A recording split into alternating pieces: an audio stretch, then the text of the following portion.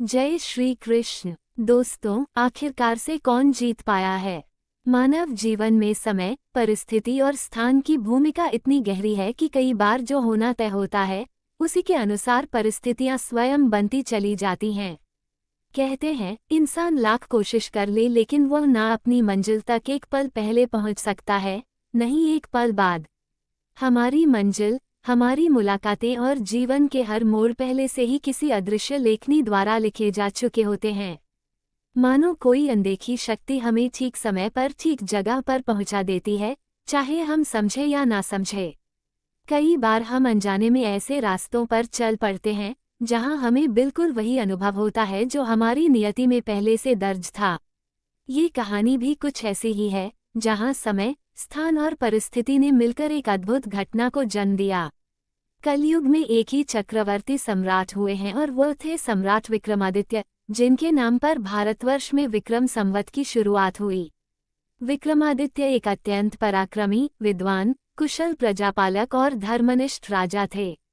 वे अपनी प्रजा को संतान के समान स्नेह करते थे और रात्रि में वेश बदलकर नगर भ्रमण के लिए निकलते थे, ताकि स्वयं अपनी आंखों से प्रजा के हालात और कुशलक्षेम जान सके। एक बार ऐसे ही राजा विक्रमादित्य वेश बदलकर देर रात नगर भ्रमण के लिए निकले। चलते चलते अमृतवेला का समय हो आया और उनके पांव थकान से बोझिल होने लगे। भोर के उस शांत समय में वे नगर की परिक्रमा मार्ग से गुजर रहे थे, जिसके आगे घना जंगल प्रारंभ होता था। तभी अचानक उन्होंने देखा कि एक नौजवान लकड़हारा कंधे पर कुल्हाड़ी लिए जंगल में प्रवेश कर गया और लकड़ी काटने के लिए एक ऊंचे वृक्ष पर चढ़ गया। तभी राजा की आंखों के सामने एक विचित्र घटना घटी। एक भयानक रीछ तेजी से दौड़ता हुआ आया और उसी वृक्ष पर चढ़ने लगा, जिस पर लकड़हारा मौजूद था। ये देखकर राजा को बड़ा अचंभा हुआ, क्योंकि सामान्यतः रीछ वृक्ष पर नहीं चढ़ते। लकड़हारे ने जब रीछ को अपनी ओर आते देखा तो उसके हाथ पांव कांपने लगे। भयवश उसका संतुलन बिगड़ गया और वह शाखा से फिसलकर नीचे गिर पड़ा, जिससे उसके प्राण तत्काल निकल गए। इसके बाद रीछ वृक्ष से उतरा और राजा की आंखों के सामने ही एक सुंदर युवती का रूप धारण कर लिया। वह युवती पास ही स्थित एक कुएं की मुंडेर पर जाकर बैठ गई। राजा दूर खड़े कौतूहल से ये सब देख रहे थे और मन में सोच रहे थे कि अब ये युवती रूपी रीछ आगे क्या करेगी। थोड़ी ही देर में राजा के दो सिपाही, जो रात्रि गश्त पर थे, उधर से गुजरे। संयोगवश वे दोनों आपस में सगे भाई थे। छोटे भाई की नज़र जब उस सुंदर युवती पर पड़ी तो उसने बड़े भाई से कहा, देखो भाई, कितनी सुंदर लड़की है। मेरा मन कर रहा है कि मैं इससे विवाह कर लूं। बड़ा भाई बोला, भाई, छोटे होने के नाते तुम मुझसे पहले विवाह नहीं कर सकते। बड़े होने का अधिकार पहले मेरा है, इसलिए विवाह तो मैं ही करूंगा। ये सुनकर छोटा भाई तर्क करने लगा, इसे सबसे पहले मैंने देखा है, इसलिए इससे विवाह का अधिकार मेरा है। तब बड़ा भाई बोला, हम यूं ही व्यर्थ झगड़ रहे हैं। क्यों न हम स्वयं इस लड़की से पूछ लें। वो हम दोनों में से जिसे पसंद करेगी, उसी से विवाह कर लेगी। इस प्रकार आपसी सहमति बनाकर दोनों भाई उस युवती के पास पहुंचे। बड़े भाई ने पूछा, हे सुंदरी, आप कौन हैं और यहाँ क्या कर रही हैं? युवती बोली, मैं पास के गांव की रहने वाली हूँ और अपने पति की तलाश में निकली हूँ। ये सुनकर छोटे भाई ने कहा, तुम्हारा पति कहाँ है? यदि तुम चाहो तो हम तुम्हारी खोज में सहायता कर सकते हैं। युवती ने उत्तर दिया, अभी तो मैं अविवाहित हूँ और किसी योग्य वर की तलाश में हूँ। ये सुनकर छोटा भाई उत्साहित होकर बोला, हम दोनों भाई भी अविवाहित हैं। यदि तुम चाहो तो हम में से किसी एक से विवाह कर सकती हो। लड़की बोली, मैं तुम दोनों में से एक से विवाह कर लूंगी, परंतु मेरी एक शर्त है। दोनों भाई एक साथ बोले, क्या शर्त है तुम्हारी? लड़की ने कहा, तुम दोनों में से जो भी अधिक बहादुर होगा, मैं उसी से विवाह करूंगी। इतना सुनते ही दोनों भाई एक दूसरे से श्रेष्ठ सिद्ध करने की इच्छा में आपस में युद्ध करने लगे। लड़ते लड़ते उन्होंने तलवारें निकाली और एक दूसरे के पेट में आर पार घोंप दी। इस प्रकार तड़प तड़प कर दोनों ने अपने प्राण त्याग दिए। तब वो लड़की जोर से हंसी और एक दिशा में चल पड़ी। ये देखकर राजा विक्रमादित्य सोचने लगे, ये छलावा अब क्या करेगी। वे थोड़ी दूरी बनाकर उसके पीछे पीछे चलने लगे। अब तक सूर्य भगवान पूर्ण रूप से उदय हो चुके थे, परंतु राजा विक्रमादित्य के मन से भूख, प्यास और राजपाट का ध्यान चला गया था। उनकी एकमात्र जिज्ञासा उस रहस्यमय सुंदर लड़की के विषय में जानने की थी। सावधानी पूर्वक पीछा करते हुए लगभग 200 कदम आगे बढ़ने पर राजा के विस्मय की सीमा न रही, क्योंकि उनके देखते देखते वही सुंदर लड़की अचानक एक जहरीले नाग में बदल गई। वह नाग तेज गति से आगे बढ़ा और कुछ दूरी पर बह रही नदी के किनारे पहुंचकर क्षण भर रुका, फिर सीधे नदी में कूद गया।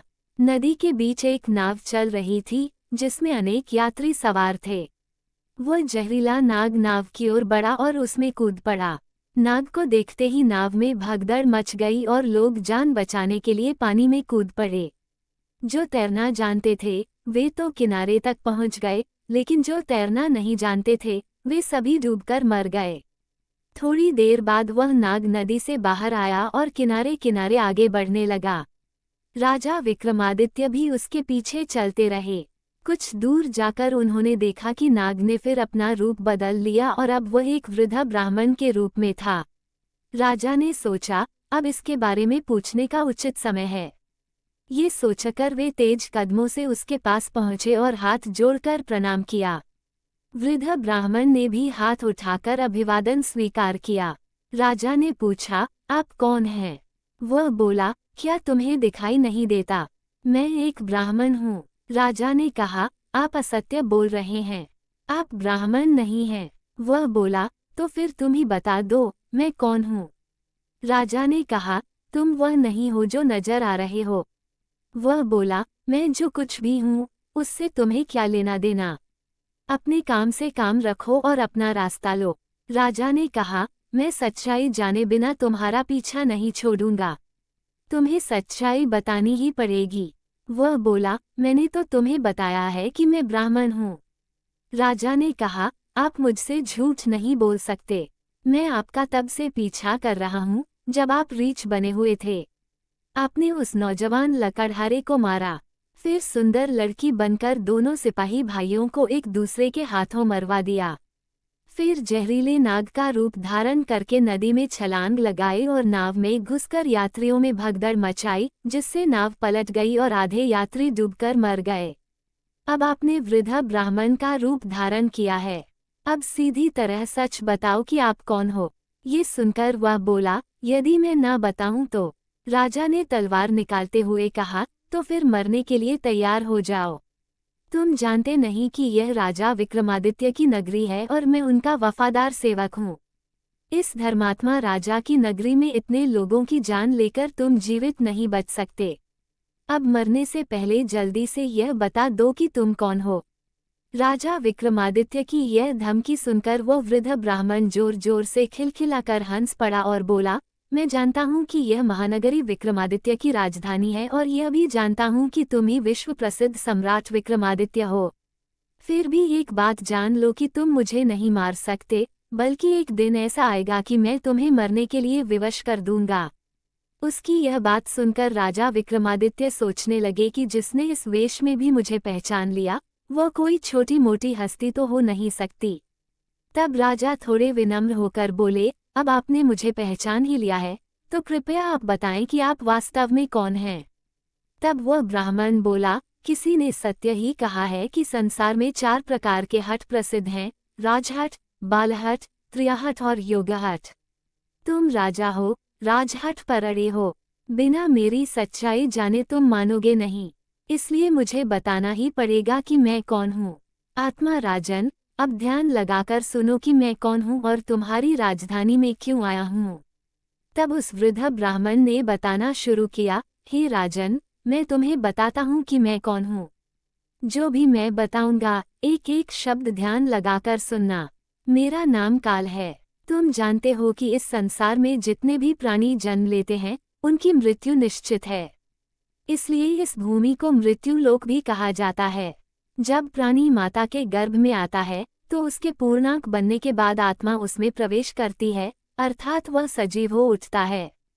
उसी समय उसकी मृत्यु का समय, स्थान और परिस्थिति अर्थात मृत्यु किस प्रकार से होगी ये भी विधाता की ओर से निश्चित कर दिया जाता है। राजन, तुम ये भी जानते हो कि दुनिया के हर प्राणी के जन्म मरण का लेखा जोखा चित्रगुप्त के पास है। जब भी किसी प्राणी की मृत्यु का समय आ जाता है तो वह धर्मराज को सूचित करते हैं। अब क्योंकि सभी प्राणियों की मृत्यु का विभाग भगवान शिव के पास है, अतः धर्मराज उस प्राणी को मृत्यु प्रदान करने की आज्ञा भगवान शिव से मांगते हैं। जब भगवान शिव आज्ञा दे देते हैं तो धर्मराज मुझे अर्थात काल को आज्ञा देते हैं। तब मैं मृत्यु लोक अर्थात पृथ्वी पर आता हूँ। मुझे ये पता होता है कि किस प्राणी की किस समय, किस स्थान पर और किस परिस्थिति में मृत्यु होगी। मैं उस प्राणी को निश्चित समय पर उसी निश्चित स्थान पर लेकर जाता हूँ अथवा वहां पहुंचा देता हूँ जहां उसकी मृत्यु लिखी हुई है, और जिस प्रकार से उसकी मृत्यु लिखी गई है मैं उस स्थान पर वैसे ही परिस्थितियां अथवा हालात बना देता हूँ। उस लकड़हारे को मैंने नहीं मारा। राजा विक्रमादित्य बोले, तुम फिर झूठ बोल रहे हो। मैंने स्वयं अपनी आंखों से देखा है कि उस लकड़हारे की मृत्यु का कारण तुम ही थे। वृद्ध ब्राह्मण बोला, बेशक कारण मैं था, लेकिन सांसारिक लोग तो यही समझते हैं कि लकड़हारे की मृत्यु वृक्ष से गिरकर टहनी टूटने के कारण हुई है, और फिर मुझे तो मृत्युदेव धर्मराज के आदेश का पालन करना ही पड़ता है। उसकी मृत्यु वृक्ष से गिरने के कारण लिखी गई थी, इसलिए मैंने रीछ बनकर वैसे ही परिस्थितियां और हालात पैदा कर दिए। नहीं तो जरा सोचो, अगर असली रीछ होता तो क्या कभी पेड़ पर चढ़ पाता? कदापि नहीं। परंतु वह तो मैं था और मेरे लिए तो कुछ भी असंभव नहीं है। अगर उन सिपाही भाइयों की बात करें तो उनको भी मैंने नहीं मारा। उनकी मृत्यु एक दूसरे के हाथों लिखी थी और उनके लिए मुझे सुंदर लड़की बनना पड़ा।